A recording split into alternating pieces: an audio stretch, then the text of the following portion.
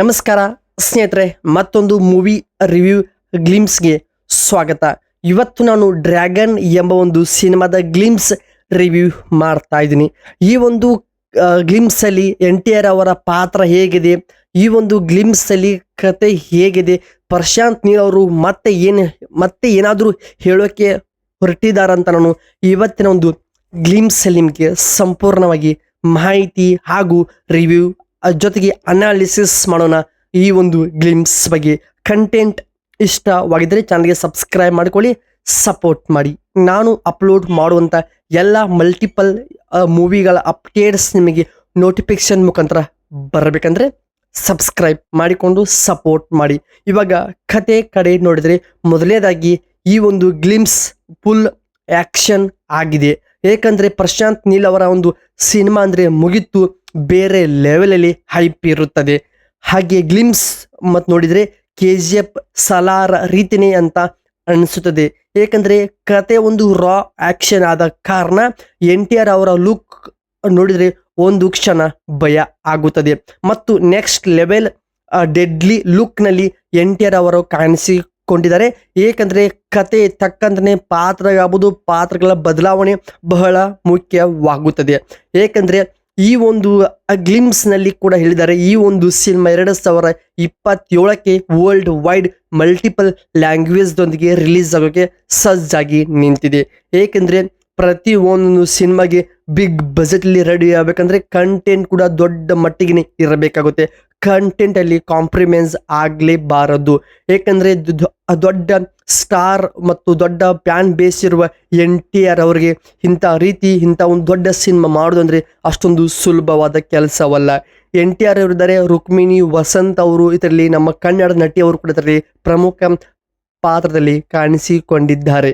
ಈ ಒಂದು ಸಿನಿಮಾದ ಈ ಒಂದು ಗ್ಲಿಮ್ಸ್ ಆಳವಾಗಿ ನಾವು ಅನಾಲಿಸಿಸ್ ಮಾಡಿದಾಗ ನಮಗೆ ಗೊತ್ತಾಗಿದ್ದು ಒಂದು ವಿಷಯ ಏನಂದರೆ, ಇದೊಂದು ಪೀರಿಯಡ್ ಆ್ಯಕ್ಷನ್ ಡ್ರಾಮಾ ಅನ್ನೋದು ನಮಗೆ ಕ್ಲಿಯರ್ ಆಗಿನೇ ಗೊತ್ತಾಗುತ್ತದೆ.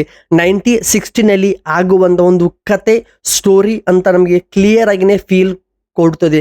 ಏಕೆಂದರೆ ಒಂದು ಸಿನಿಮಾಗೆ ಬೇಕಾಗಿರುವಂಥ ಎಲಿಮೆಂಟ್, ಆ ಒಂದು ಗ್ರ್ಯಾಪ್, ಆ ಒಂದು ಹೈಪ್, ಆ ಒಂದು ಕತೆಗೆ ತಕ್ಕಂತೆ NTR ಅವರ ಒಂದು ಪಾತ್ರ, ರುಕ್ಮಿಣಿ ವಸಂತ್ ಅವರ ಕಾಂಬಿನೇಷನ್, ಈ ಥರಲ್ಲಿ ಇನ್ನೂ ಹಲವಾರು ದೊಡ್ಡ ದೊಡ್ಡ ಸ್ಟಾರ್ಗಳು ಕೂಡ ಇದರಲ್ಲಿ ಈ ಒಂದು ಸಿನಿಮಾದಲ್ಲಿ ಇನ್ವಾಲ್ವ್ ಆಗಿದ್ದಾರೆ.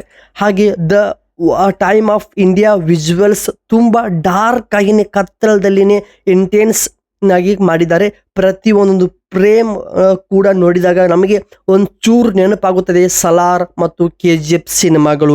ಏಕೆಂದರೆ ಪ್ರಶಾಂತ್ ನೀಲ್ ಅವರ ಒಂದು ಸಿನಿಮಾ ಅಂದರೆ ಮುಗಿತು, ಒಂದು ಮೈನಿಂಗ್ನಲ್ಲಿ ಮಾಡ್ತಾರೆ ಅಥವಾ ಒಂದು ಆ್ಯಕ್ಷನ್, ಒಂದು ಒಳ್ಳೆ ಫ್ರೆಂಡ್ಶಿಪ್ ಬಗ್ಗೆ ಮಾಡ್ತಾರೆ. ಈ ರೀತಿ ಒಂದು ಸಿನಿಮಾಗಳು ಮಾಡೋದು ಸಹಜ. ಅವು ಕೂಡ ಒಂದು ಬ್ಲಾಕ್ ಬಾಸ್ಟರ್ ಪ್ಯಾನ್ ಇಂಡಿಯಾ ಮಟ್ಟಿಗೆ ಸಜ್ಜಾಗಿ ನಿಂತಿವೆ ಅಂತ ಹೇಳಬಹುದು ಸ್ನೇಹಿತರೆ.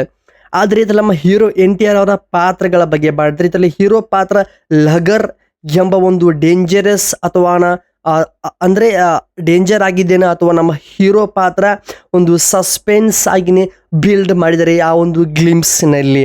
ಹೌದು, ಬ್ಯಾಕ್ಗ್ರೌಂಡಲ್ಲಿ ಬರುವಂಥ ಒಂದು ಮ್ಯೂಸಿಕ್, ರವಿ ಬಸೂರ್ ಅವರ ಒಂದು ಮ್ಯೂಸಿಕ್ ಕಂಪೋಸಿಂಗ್ ಗೂಬ್ಸ್ ಬಂಪ್ಸ್ ಕೊಡುತ್ತದೆ. ಏಕೆಂದರೆ ನೆಕ್ಸ್ಟ್ ಲೆವೆಲಲ್ಲಿ ಎಲಿವೇಶನ್ ಸೀನ್ಗಳು ಕೂಡ ಮೈಂಡ್ ಬ್ಲೋಯಿಂಗ್ ಆಗಿ ಈ ಒಂದು ಸಿನಿಮಾವನ್ನು, ಈ ಒಂದು ಗ್ಲಿಮ್ಸ್ ಅಥವಾ ಸಿನಿಮಾವನ್ನು ಪ್ರಶಾಂತ್ ನೀಲ್ ಅವರು ಡೈರೆಕ್ಷನ್ ಮಾಡಿದ್ದಾರೆ. ನೀವು ಒಂದು ವೇಳೆ ಈ ಒಂದು ಗ್ಲಿಮ್ಸ್ ಮಲ್ಟಿಪಲ್ ಭಾಷೆದೊಂದಿಗೆ ಅಂದರೆ ಕನ್ನಡ, ತಮಿಳ್, ತೆಲುಗು, ಹಿಂದಿ, ಮಲಯಾಳಂನಲ್ಲಿ ಕೂಡ ರಿಲೀಸ್ ಆಗಿದೆ.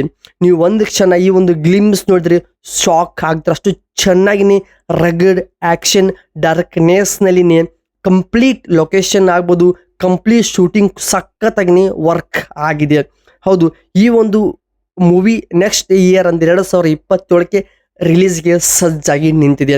ಹೌದು, ಈ ಒಂದು ಸಿನಿಮಾದ ಅಪ್ಡೇಟ್ಸ್ಗಳು ಕೂಡ ಇದೇ ವರ್ಷ ಆಗ್ಬೋದು, ಮುಂದಿನ ವರ್ಷ ರಿಲೀಸ್ ಟೈಮಲ್ಲಿ ಕೂಡ ಸಾಂಗ್ಸ್ ಅಥವಾ ಟ್ರೇಲರ್ ರಿವ್ಯೂ ಬಿಡ್ತಾರೆ. ಮತ್ತು ನಾನು ಅವಾಗ ಈ ಒಂದು ಸಿನಿಮಾದ ಅಪ್ಡೇಟ್ಸ್ ನಿಮಗೆ ಮಾಡ್ತೀನಿ. ಹೌದು ಸ್ನೇಹಿತರೆ, ಇದು ಆಗಿತ್ತು. ನಾನು ಈ ಒಂದು ಟ್ರೇಲರ್, ಈ ಒಂದು ಗ್ಲಿಮ್ಸ್ ನೋಡಿದ ಮೇಲೆ ನನಗೆ ಒಂದು ಅನಿಸಿದ್ದು ಇಷ್ಟೇ ಮಾತ್ರ. ಸೊ ಕಂಟೆಂಟ್ ಇಷ್ಟವಾಗಿದ್ದರೆ ಸಬ್ಸ್ಕ್ರೈಬ್ ಮಾಡಿಕೊಳ್ಳಿ, ಸಪೋರ್ಟ್ ಮಾಡಿ. ಮತ್ತೆ ಸಿಗ್ತೀನಿ ಬೇರೆ ಒಂದು ಡಿಫ್ರೆಂಟ್ ಕಂಟೆಂಟ್. ಅಲ್ಲಿವರೆಗೂ ಕಾಯ್ತಾರಿ, ನಮ್ಮ ಹಳೆ ವಿಡಿಯೋ ನೋಡಿ ಸಪೋರ್ಟ್ ಮಾಡಿ. ಮತ್ತೆ ಬರ್ತೀನಿ. ನಮಸ್ಕಾರ ಸ್ನೇಹಿತರೆ.